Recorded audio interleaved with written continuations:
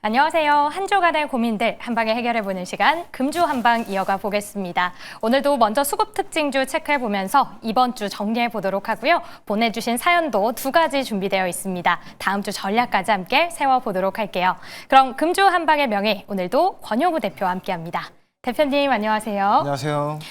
드디어 시장이 이제 양시장 모두 강으로 끝이 났어요. 오늘이 금요일이 맞나 싶기도 했는데 여러 포인트들이 좀 있었을 것 같거든요. 네. 관전 포인트 좀 뭐가 있었을까요? 관전 포인트는 일단은 굵직한 이벤트들이 다 끝났다라는 거고, FOMC에서 이제 금리 인하를 하고 이제 큰 이벤트가 BOJ에서 일본 중앙은행에서 금리를 인상을 하는가 안 하는가, 네. 이런 부분들이 이제 좀 주목을 했었던 것 같아요. 왜냐하면 이제 그동안 이제 일본이 초엔저로 굉장히 저금리로 돈을 빌려주고 그 돈을 가지고 헤지펀드들이 미국 자산을 사고 다시 이걸 담보로 엔화를 또 빌려서 하는 이 매매를 이제 엔캐리 트레이드라고 하잖아요. 이 엔캐리 트레이드의 청산 우려에 대한 공포심으로 작년에 한번 급락이 나왔었기 때문에 이제 금리 인상하면 좀 다시 한번 엔캐리 트레이드에 대한 어떤 우려감이 확산되는 거 아니야? 이렇게 생각했던 부분들이 많았었는데 오히려 금리를 올리고 나서 엔달러가 약세가 나왔어요. 그러니까 엔화가 약세가 나왔다는 거죠. 그래서 엔화가 약세가 나왔다라는 거는 이게 그동안 오랫동안 재료가 노출이 되고 되었기 때문에 시장 투자자들이 참여자들이 이미 다 대응을 해왔구나. 그러니까 이미 노출된 재료는 리스크가 더 이상 아니라는 게 이미 드러난 거죠. 그래서 그런 측면에 따라서 이제 미장도 좀 반등이 나오고, 그리고 우리 장도 오늘 그런 흐름을 좀 이어받지 않았나라는 생각이 듭니다. 네, 그래서 이런 이벤트가 이제 끝났기 때문에 이제 향후에 뭐 큰 건 이제 없다라고 보고 있고, 좀 이 정도면 좀 우상향할 수 있는 그런 기조가 유지가 되지 않을까라는 생각을 하고 있습니다. 네, 좀 이제는 연말내리 나와주면 좋겠다라는 흐름 이어집니다. 외국인 수급도 좀 잘 들어와주면 좋겠네요. 이렇게 좀 오늘 시장 정리부터 해봤고요. 먼저 이번 주 기관과 외국인의 수급 체크해 보도록 할게요. 먼저 기관의 수급 탑 10부터 확인해 보도록 하겠습니다. 네, 지금 기관 한 주 동안 어떤 종목을 담았을까요? 저희 10가지가 지금 올라왔는데 1위와 2위 반도체 투톱 일제히 자리하고 있습니다. 그리고 삼성 바이오로직스 오늘 CDMO 또 모멘텀 굉장히 좋았는데요. 이 종목 3위로 나와 있으니까 잠시 뒤에 체크해 보도록 하고요. 4위에 엔터 안에서 하이브와 함께 5위 알테오젠 자리하고 있습니다. 이어서는 외국인의 수급 10가지 확인해 보도록 할게요. 네, 외국인의 경우에는 바이오에 가장 집중을 했습니다. ABL 바이오였고 반도체 안에서는 두산과 이소페타시스 나란히 담아가고 있습니다. 이어서 지금 고환율 수혜로 기아도 올라와 있고요. 또 포드에서 악재가 나왔지만 LG 에너지 솔루션 매수세는 이어지고 있습니다. 저희 이제 이 안에서 하나하나 종목별로 체크해보면서 인사이트 얻어보도록 할게요. 그럼 먼저 첫 번째로 오늘 빅 이슈부터 체크해 봐야 될 것 같습니다. 바로 이 생물보안법 드디어 2년 만에 통과가 됐어요. 이 트럼프 대통령이 서명을 하면서 최종 통과가 됐는데 전 사실 오늘 삼성바이오로직스 기대를 했었거든요. 근데 주가가 좀 뜨뜻미지근하더라고요. 이게 혹시 이 종목에게는 이제 재료 소멸인가요? 아니요, 재료 소멸은 아니고 그러니까 이게 그런 거죠. 시장에 이 재료가 너무 많이 노출이 되면 민감성이 조금 떨어지는 측면은 분명히 있죠. 네. 그런데 이게 장기적으로 봤을 때 당연히 삼성바이오로직스의 중장기적 관점에서 어떤 반사수혜를 입을 것이다라는 논리는 틀림없이 맞다라고 생각을 하고 있습니다. 왜냐하면 지금 우시바이오 쪽이랑 이제 중국에서 CDMO 쪽을 하고 있는 우시바이오텍, 그러니까 이 두 기업이 미국에서 차지하는 시장 점유율이 50% 가까이나 되기 때문에 이런 부분들에 대해서 이제 미국이 규제를 한다라고 했을 때, 물론 우리나라뿐만이 아니라 론자라든지 다른 기업들도 수혜를 입을 수 있겠죠. 그러나 그럼에도 불구하고 삼성바이오로직스한테도 떨어지는 파이는 분명히 존재할 거다라고 보고 있어서 요거는 이제 앞으로도 점진적으로 좀 우상향할 수 있지 않을까라는 생각을 하고 있습니다. 네, 재료 소멸은 아니고 우리에게 좀 익숙한 재료이다 보니 큰 반응이 없었을 뿐이다라는 거였는데 이야기해 주셨던 것처럼 삼성바이오로직스, 셀트리온 대장주들은 크게 안 움직였는데요. 오히려 좀 생소했던 종목들이 더 잘 갔습니다. 몇 가지 체크를 해보면 이엔셀이라는 종목 오늘 16% 급등을 했고요. 또 이현상 갔던 알지노믹스도 여기와 좀 연관이 되어 있더라고요. 그러면 좀 새로운 종목들을 이제 봐야 되나 싶기도 한데 그런 좀 탑픽 종목 있을까요? 탑픽 종목이요? 네. 제약바이오에서의 탑픽 종목은 CDMO. CDMO요? 네. CDMO는 사실 솔직히 말씀드리면 세 개밖에 없어요.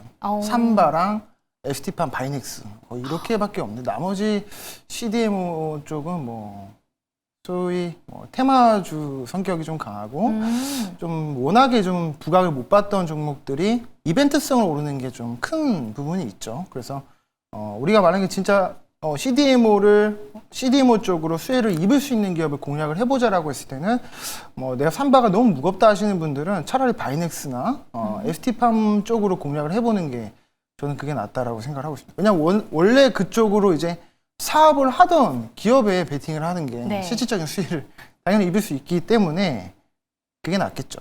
테마성보다는 입지를 잘 다져가고 있는 큰 종목들을 이야기해 주셨는데 혹시 가격적으로 부담된다면 ST팜 또 바이넥스를 이야기해 주셨습니다. CDMO 쪽으로 여러 가지 종목들 나왔는데 그럼 제약바이오로 좀 넓혀 보도록 할게요. 오늘 이제 코스닥 정책 곧 나올 거다 임박 기대감 나오면서 오히려 바이오가 좀 윗꼬리가 달리고 로봇이 더 잘 갔는데요. 다음 주 제약바이오 어떨까 많은 분들 긴가민가 하실 것 같거든요. 대표님 뷰 어떨까요? 일단은 지금 제약바이오랑 로봇이 투톱인 건 맞아요. 네. 투톱인 건 맞고 그 안에서 덜 올랐던 종목들이 좀 더 수급이 몰리고 이것이 이제 대장 역할을 하고 주도주로서 시장을 좀 이끌어 갔다면 그 다음 주에는 다시 또 못 올랐었던 로봇 섹터 내에서 다른 종목들이 강세가 나오고 또 제약바이오도 보면은 알테오젠이 며칠 동안 지난번에 이제 할로자임의 독일 그 특허 가처분 그 인용을 받고 또 연달아서 미국에 이제 소송을 걸면서 이 노이즈가 두 건이나 이제 연달아 치니까 이제 알테오젠의 주가가 급락이 나왔었잖아요. 근데 네. 또 오늘은 4.5% 이렇게 반등이 나온 걸 보면 이게 제약바이오 섹터 내에서 계속 선순환이 이렇게 도는 흐름으로 좀 갈 것 같고, 그러니까 소위 말하는 키 맞추기 장세가 나오는 거죠. 코스닥 내에서. 그래서 지금 제약바이오 섹터 내에서 진짜 1등 종목으로 치고 올라갈 수 있는 종목을 골라라. 이거보다는 많이 올랐다가 좀 조정을 많이 받은 그런 제약바이오주들을 공략하는 게 좋을 것 같고, 지금 로봇은 딱 현대차 밸류체인 종목에 포함되어 있는 그런 로봇주를 공략을 하는 게 좋을 것 같습니다. 바이오 안에서 일단 코스닥 안에서 제약바이오와 로봇 시속 게임이 계속될 걸로 보이는데 많이 떨어진 종목들 어떤 것들 좀 있을까요? 제가 이제 매경에서 네. 여러 번 이제 언급을 드렸었던 알테오젠 그것도 좋고, 오늘 같은 경우에는 최근에 신규 상장한 종목이죠. 에임드 바이오. 신규 상장을 했기 때문에 보유회수가 오랫동안 잡혀 있죠. 그러면 오버행 리스크가 없다라는 거고, 1년 동안에는 그래도 어떤 기관이라든지 외국인의 매도가 출회될 가능성이 적은 종목이다라고 보고 있고, 이게 특징적인 건 뭐냐면 삼성 쪽에서 삼성그룹에서 유일하게 투자를 받은 종목입니다. 그래도 상장 전에 이미 기술 이전 계약을 한 3조 정도로 해왔기 때문에 이제 ADC 플랫폼 강자가 누구냐 했을 때는 알테오젠이지만 그걸 이제 바짝 쫓아가고 있는 우리 새내기 종목이 바로 이 에임드 바이오가 될 것 같다라는 생각이 들고, 상장한 지 얼마 안 됐기 때문에 또 이게 흐름을 보면 따상이라고 하죠. 상장하자마자 그 강하게 치고 올라왔던 그런 관성을 받아서 추가 상승에 대한 가능성도 충분히 열려있는 그런 종목이다, 이렇게 말씀드리겠습니다. 네, 성장성으로 봤을 때 ADC 안에서 AMD 바이오까지 또 탑픽 종목으로 이야기를 해주셨습니다. 이렇게 제약바이오에 대한 전망까지 만나봤고요. 이어서 기관의 매수가 집중되고 있는 종목 체크해 볼게요. 바로 하이브입니다. 정말 이번 주 내내 하루도 빠짐없이 매수를 하고 있는데, 사실 한알영해제 기대감도 있지만 이 종목은 사법 리스크가 크잖아요. 오늘도 방시혁 의장 자택을 좀 압수수색했다 이런 이야기 나오는데, 그럼에도 불구하고 이 하이브가 좀 눈에 띄는 건 이유가 있을까요? 그만큼 BTS 인기가 대단하다라는 거고, 이제 내년에 BTS가 완전체로 돌아와서 월드 투어 할 게 이제 예정이 되어 있거든요. 네. 4월 정도부터 이제 시작을 하기 때문에, 그래서 이제 그런 측면에서 봤을 때 이제 하이브 같은 경우 3분기에 어닝 쇼크가 그래도 나왔었지만 내년 4월부터 이제 실적이 좀 발생하기 시작한다면 350만 명에서 400만 명 정도 글로벌 관객들을 확보해가지고 공연 매출이라든지 MD 매출 그리고 컨텐츠 쪽으로 해서 매출이 발생이 좀 많이 될 것 같습니다. 그리고 위버스 사업 분야도 지금 보니까 이용자 수가 한 1,100만 명을 지금 넘어서서 원래 이게 적자였어요. 근데 이번에 보니까 흑자 전환을 했더라고요. 그래서 이런 부분들이 좀 여러 분야에서 좀 시너지가 나고 있는 것 같다. 그래서 하이브가 최근 주가의 반등에 대한 이유는 이런 측면이지 않을까라는 생각을 해보고 있습니다. 네, 일단 모든 리스크를 지울 만큼 BTS의 힘이 강력하다. 이 부분이 최근 들어서 좀 많이 느껴지는 것 같습니다.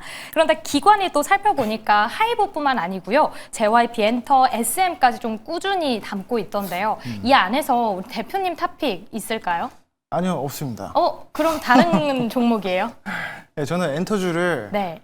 별로 안 좋아합니다. 이유가 뭐죠? 이유는 제가 이것도 좀 여러 번 말씀을 드렸었지만 굉장히 소위 말하면 사람으로 돈을 버는 기업들이잖아요. 근데 이제 사람을 어떻게 믿겠습니까? 네. 자고 눈 뜨고 일어나면은 이제 뭐 마약 사건 터지고 뭐 열애설 터지고 이번에 보면 하이브도 뭐 그거 있었잖아요. 어디야? 윈터?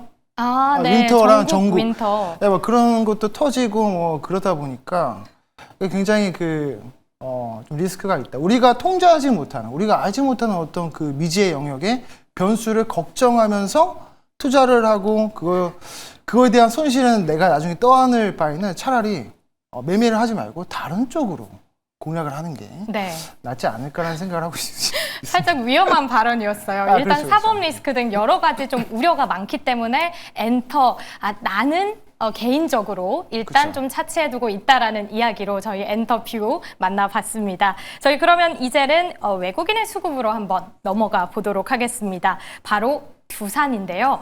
두산이 지금 이야기가 참 많이 나왔던 게 SK 실트론을 인수한다라는 소식이었습니다. 이게 반도체 웨이퍼 기업인데 만약 인수가 된다면 전공정부터 후공정까지 이제 완벽하게 밸류 체인이 완성된다라는 좀 이야기들이 있더라고요. 그럼에도 불구하고 주가 급락한 이유가 있을까요?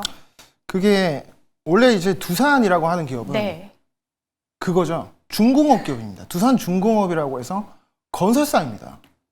자회사인 에너빌리티도 있고 밥캣도 있고, 그러니까 건설 회사들은 대부분 보수적이거든요. 근데 이제 미래 전략 사업, 미래 먹거리를 준비하는 과정에서 반도체 쪽으로 지금 드라이브를 걸고 있는데, 지금 자회사인 두산전자의 그 CCL 쪽을 매출을 지금 이거 캐파로 확장하지 않을까라는 그런 생각이 있었어요. 투자자들의 이제 논리가 이거 CCL 쪽으로 그러면 지금 두산이 현금 확보를 한 걸 가지고 확보한 현금으로 지금 매출 비중이 80%가 바켓이랑 에너빌리티에서 나오고 있고 나머지 10% 정도가 이제 전자 쪽에서 나오고 있는데 여기를 그런 비중을 늘리는 거 아니냐. 그러니까 이런 생각을 했는데 실트론을 인수하면 뭐가 문제가 되냐면 현금이 너무 많이 필요해요. 인수 자금이 2조 몇천억 정도 나오는데 이게 이미 대출을 받았습니다. 에너빌리티랑 그 두산 로보틱스를 담보로 해서 대출 받아가지고 이걸 인수하면 문제가 뭐냐면 이게 진짜 단기간 안에 사실 시너지 내기가 굉장히 힘듭니다. 원래 반도체를 만들던 회사가 아니에요. 그러니까 두산이라고 하는 기업이 반도체 만들던 기업이 아니기 때문에 이 밸류체인을 구축하는 과정에서 굉장히 좀 어려움이 많이 따를 것이다라는 그런 논리가 있기 때문에 두산이 이렇게 좀 실망 매물이 나오지 않았나 그런 생각이 들고 원래 지금 두산 자회사들 중에서 계열사 중에서 두산 테스나라고 하는 후공정 장비 기업도 있죠. 그래서 그런 것들을 이제 봤을 때 이런 뭐 두산 테스나랑 SK 실트론이랑 시너지가 나올 수 있을까? 그러면 이제 종합 반도체 회사들은 시너지가 충분히 나올 수 있지만 두산이라고 하는 기업에서 발생하기에는 좀 시간이 좀 걸릴 것이다. 근데 물론 이제 중장기 관점에서는 좋은 건 맞습니다. 왜냐하면 SK 실트론은 이제 반도체 웨이퍼 국내 유일한 기업이기도 하고 글로벌 시장에서 점유율 3위이기 때문에 이제 나중에 이제 그러니까 충분한 캐시카우를 안정적으로 확보할 수 있기 때문에 길게 가져가면 두산한테 분명히 기업 가치 제고 측면에서는 좋은 이벤트라고 보고 있습니다. 네, 알겠습니다. 일단 좀 단기적으로 봤을 때는 매출의 불확실성은 있어 보이지만 이게 완성이 된다면 좀 중장기적으로 끌고 갈 수 있는 반도체 모멘텀 완성된다라는 이야기였습니다. 이렇게 저희 두산에 대한 인사이트 얻어봤고요. 이제 여러분들께서 보내주신 핵심 사연들 만나볼 텐데요. 2가지 준비되어 있습니다. 또 선정되신 분들은 저희 금주한방이 떠오르는 선물까지 준비되어 있으니까요. 네이버 밴드로 많은 참여 부탁드리도록 할게요. 그럼 저희에게 도착한 첫 번째 사연부터 화면 통해 만나보도록 하겠습니다. 네, 로봇주들은 언제까지 보유해야 할까요? 안녕하세요. 저는 권영우 전문가님께 클로봇 대응 전략을 여쭤보고 싶어요. 2달 전 32,000원에 매수했고 비중은 20% 정도 되는데요. 수익권이지만 욕심이 자꾸 커져서 언제 매도해야 할지가 고민입니다. 로봇주 중에서 실적이 나쁜 편은 아니지만 소프트웨어와 물류 기반의 기업이다 보니 결국 대세가 될 휴머노이드 관련주들에게 언제 밀려날지 무섭기도 하고요. 그런데 글로벌 휴머노이드 시장에서 국내 기업들이 얼마나 경쟁력이 있는지도 의문이라 다른 로봇주로 옮겨가는 것도 걱정입니다. 매수는 기술이고 매도는 예술이라더니 요즘은 그게 어떤 의미인지 절실하게 느끼고 있습니다. 권영우 전문가님께서 클로봇의 매도 시기 그리고 휴머노이드 관련주들의 전망도 함께 알려주시면 감사하겠습니다. 네, 일단 첫 번째 로봇이 또 나와줬는데 그 안에서 종목이 클로봇입니다. 매수가가 32,000원이고요. 비중 20%인데 정말 큰 수익 보고 계시고요. 네네. 사실 좀 자랑하려고 보내주신 거 아닌가 이런 생각도 들었는데 그럴 수도 있습니다. 네, 그래도 분명 고민은 있으실 겁니다. 역시 공감의 왕이시네요. 네네. 네, 일단 제가 생각했을 때는 고민이신 부분이 어제부터 좀 윗꼬리가 많이 달리기 시작했어요. 그래서 이게 언제쯤 무너질까 걱정도 되기도 하는데 계속 가져가 볼까요? 아니면 수익 실현해 볼까요? 일단 이분이 네. 감이 예사롭지가 않다라고 느낀 게 오. 뭐냐면 어제 사실 그러니까 목요일 날 종가를 좀 위에서 69,000원대에서 끝냈어야 되는데 윗꼬리 달고 내려왔다라는 거죠. 그러니까 네. 이상한 기류를 감지하고 이렇게 사연을 남겨주신 것 같다는 생각이 들고 지금 클로봇 같은 경우에는 지금 로봇주들은 현대무벡스, 그리고 현대오토에버, 클로봇 이렇게 지금 세 개가 돌아가면서 지금 슈팅이 나오고 있거든요. 오늘 같은 경우에는 이제 감속기 쪽 SPG가 좀 상승이 나왔었지만 일단 큰 관점에서 봤을 때는 휴머노이드를 지금 양산할 수 있는 기업이 지금 현대차잖아요. 네. 내년부터 시작을 해서 미국의 연간 3만 대를 이제 양산을 하려고 하는 계획이 있고 또 뭐 테슬라 같은 경우에도 100만 대씩 생산을 하지 않습니까? 그래서 현대차 관련한 보스턴 다이내믹스를 관련한 어떤 밸류체인 안에 있는 로봇주들이 돌아가면서 상승이 나오고 있는 거예요. 그러니까 클로봇은 보스턴 다이내믹스의 이제 유통기업이고 현대오토웨버도 마찬가지고 네. 이제 무벡스도 현대차 종목이기 때문에 이렇게 돌아가면서 상승이 나오는데 클로봇 같은 경우에는 이건 좀 한 가지 말씀드릴 게 있는데 JP모건에서 이거는 돈이 들어왔었어요. 돈이 들어왔었는데 최근에 장내 매도를 계속하고 있어요. 고가에서. 어제 윗꼬리에도 외국인이 엄청 팔았습니다. 이거 수급을 보면 자 보시면 이제 외국인이 지금 연속으로 나흘 동안 팔았거든요. 그러니까 이런 수급을 봤을 때 고가에서 외국인이 계속 차익 실현을 한다라는 거는 그럼 지금 다시 올라갈 때 원래 주가가 오를 때는 외국인이 사줘야 오르는 거거든요. 그럼 이제 위에서 팔고 있다라는 건 다시 외국인이 들어오지 않으면 이건 악성 매물로 찍혀서 좀 더 조정이 나올 가능성이 있습니다. 그래서 지금 시청자님께서 일단 수익을 크게 챙기시고 있는데 이 부분을 축하드리고요. 네. 분할 매도로 일단 천천히 좀 파시는 게 저는 좋다라고 생각하고 있습니다. 네, 일단은 지금 역사적인 신고가 구간이기 때문에 수급적으로 저희가 좀 조심해 보면서 분할 매도 이야기를 해 주셨습니다. 자, 그럼 이제 여기서 저희가 또 고민을 해야 될 게 앞으로 휴머노이드를 기점으로 해서 로봇 시장이 굉장히 커질 걸로 보여지거든요. 그런데 이 클로봇도 산업용이잖아요. 그래서 지금 봤을 때 앞으로 휴머노이드 관련주의 전망은 어떨까 싶긴 해요. 지금 봤을 때 그 안에서도 옥석을 가려야 될지 아니면 일단 휴머노이드 그러니까 붙어 있는 종목들이면 다 가져가도 될까요? 전부 다. 그러니까 저는 로봇 네. 섹터를 아예 그냥 ETF 형태로 네. 통째로 매수를 해서 오. 가져가는 것도 좋다고 생각을 하고 있습니다. 근데 휴머노이드가 지금 양산에 일단 26년도부터 들어가기 때문에 네. 결국에 이제 자동차와 로봇은 기계라고 하는 카테고리 안에 있는 거고 기술적인 유사성이 좀 높을 수밖에 없기 때문에 이제 로봇 부품과 자동차 부품이 이제 하나의 어떤 같이 올라가는 측면이 강합니다. 그래서 DIC라든지 뭐 한라캐스트도 부품주로서 올라가는 양상이 나오고 있기 때문에 요거를 지금 내가 안 올라간 로봇주를 공략하기보다는 지금 이제 대량 양산이 시작되는 종목들 지금 현대오토에버도 오늘 상승이 나왔잖아요. 네.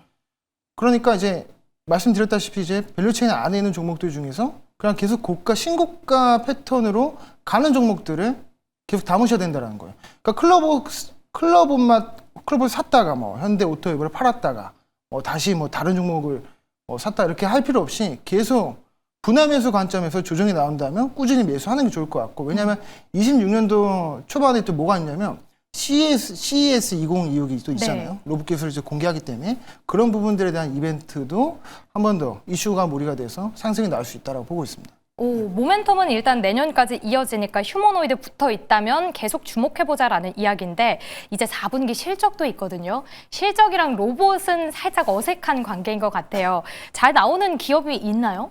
없습니다.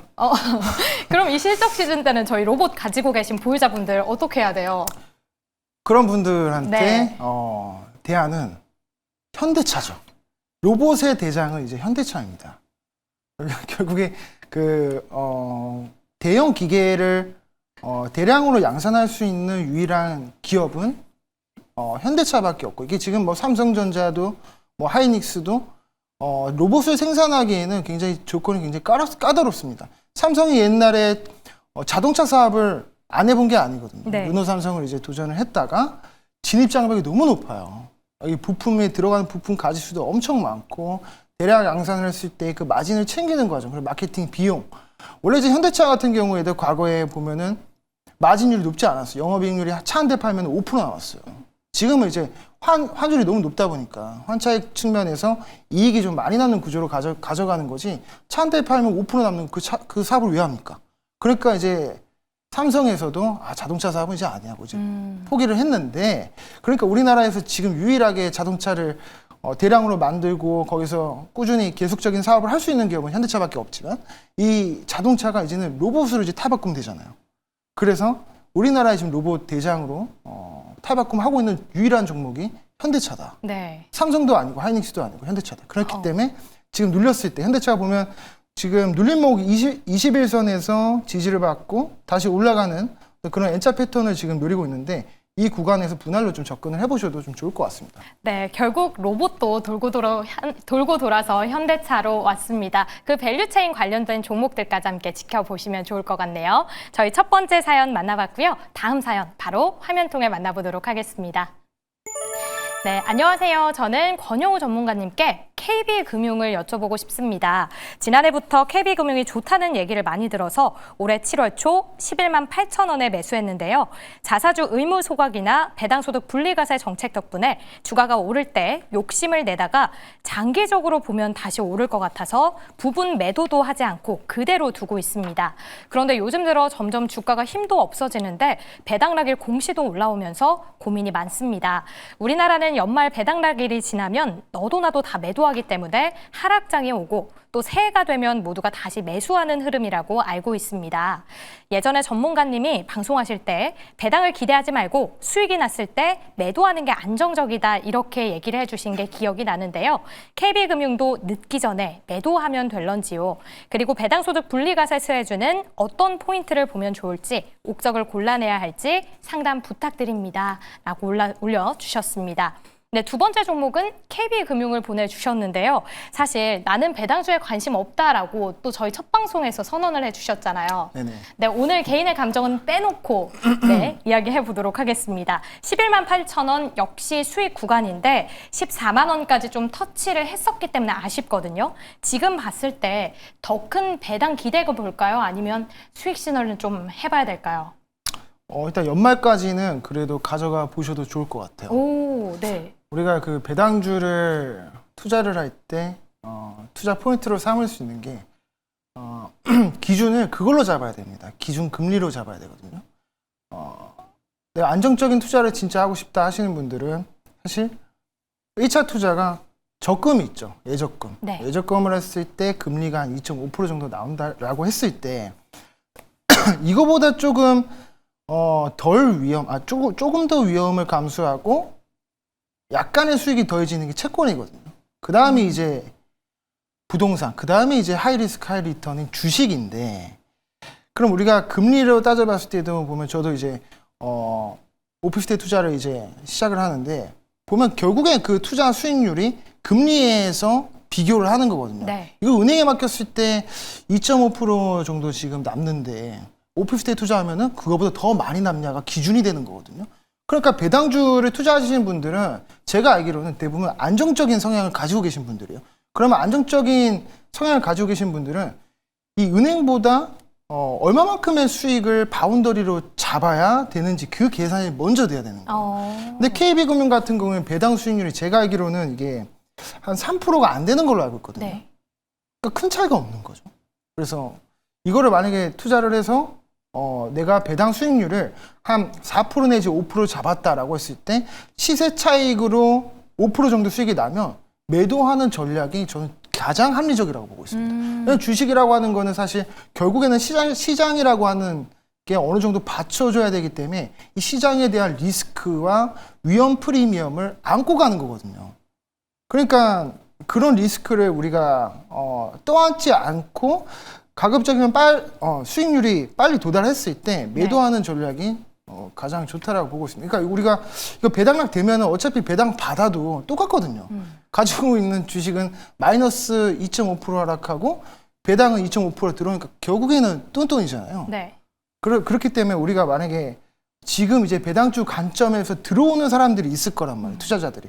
그러면 지금 배당주를 이미 들고 계신 분들은 배당락이 되기 전에 배당 기준일이 되기 전에 배당 기준일이 26일이죠. 네. 26일 되기 전까지 가지고 있다가 이거 배당주 투자해야겠는데 하고 들어오시는 분들이 있어서 주가가 오르면 목표 수익률 한 4, 5% 정도 되면 매도를 하는 게 낫습니다. 네, 그럼 우리 시청자분은 이미 수익권이시기 때문에 조금씩 좀 수익을 실현해 보는 게 좋겠네요. 그게 가장 합리적이죠. 아, 네, 알겠습니다. 이 역시도 좀 분할 매도로 접근을 해보도록 하겠습니다. 그럼 이제 저희가 이 배당소득 분리과세 통과가 되면 내년 1월부터 시행이 될 텐데 여러 가지 수혜주가 있잖아요. 금융, 지주사, 자동차, 우량주 너무나도 많은데요. 여기서 저희가 옥석 가리려면 어떤 포인트들 좀 필요할까요? 그게 종목으로 옥석 가리기를 하기보다는 네. 투자 성향에 따라서 그러니까 배당주랑 사실 산업의 지주사랑은 성격이 완전 다르거든요. 그러니까 우리가 섹터 투자를 할 때는 내가 위험을 안고 몇십 % 수익을 보려고 하는 네. 건데 배당주는 완전 달라요. 그래서 은행보다 조금 더 나은 투자처가 어디 있을까? 은행보다 이자를 좀 더 많이 주는 데가 어디 있을까 하고 찾는 게 배당주거든요. 네. 그렇기 때문에 이거는 완전 성격이 좀 다르다. 그래서 저는 이제 주식을 하는 사람으로서 리스크를 감내하고 수익을 화끈하게 보자주의입니다. 그렇기 때문에 지주사 중에서 산업에 포진되어 있는 오늘 말씀드렸던 두산도 뭐 괜찮은 관점이라고 보고 있고 네.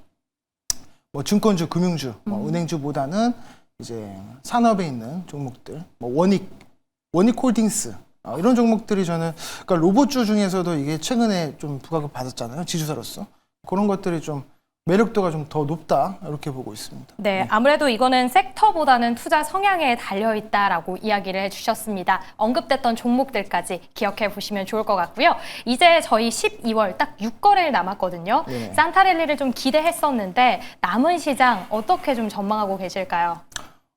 일단 지금 악재는 없다. 우선 시장에 어떤 노이즈성이 있는 것들은 없고 보면 이제 제약바이오나 로봇이나 오늘 보니까 조선주도 다시 좀 반등이 나오고 하나오션 같은 경우에도 LNG선 수주를 받으면서 10만 5천 원 정도 깨졌다가 다시 또 10만 8천 원대까지 반등이 나오고 그러니까 조방원 쪽도 지금 수급이 돌고 그러니까 전반적으로 좀 다 좋다 이거예요. 그렇기 때문에 우리가 지금은 매도를 하기보다는 계속 끌고 가져가는 시장이 맞는 것 같습니다.